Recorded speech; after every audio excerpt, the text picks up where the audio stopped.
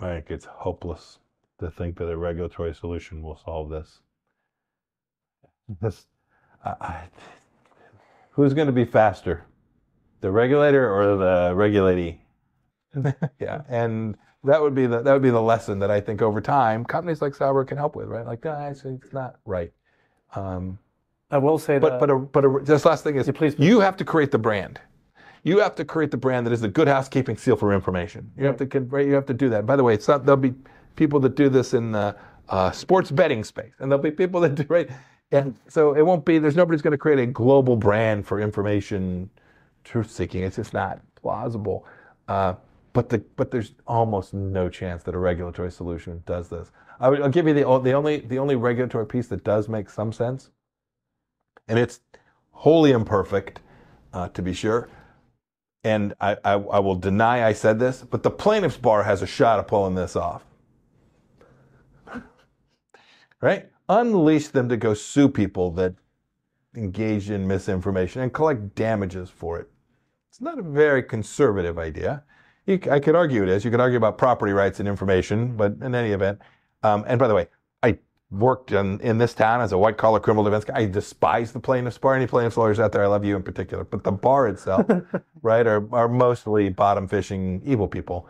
But it is also true that they have the capacity to take people who were damaged by misinformation and properly vet it through the system and go clean it up and impose real costs on people who engage in disinformation.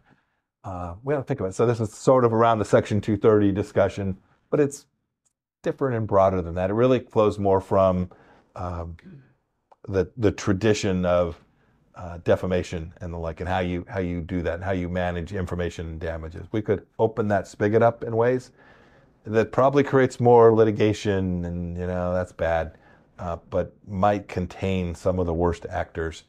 It's hard to do globally.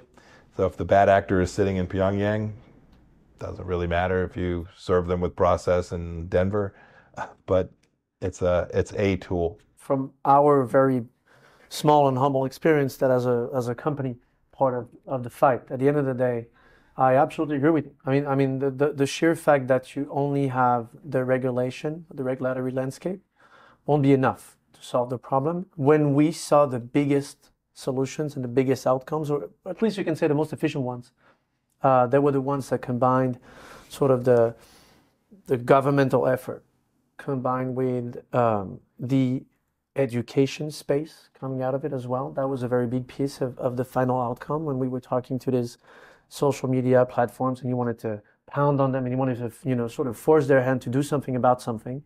And then you had to combine that with the data or the technology. And we figured out over the last 6 years since we created the company that the only way for us as in the ones who are trying to fight this fight as the good guys, objectively speaking, it has to be the three of them combined. If there's one piece of the puzzle missing, I think that we'll find ourselves at the same place. That's what we found.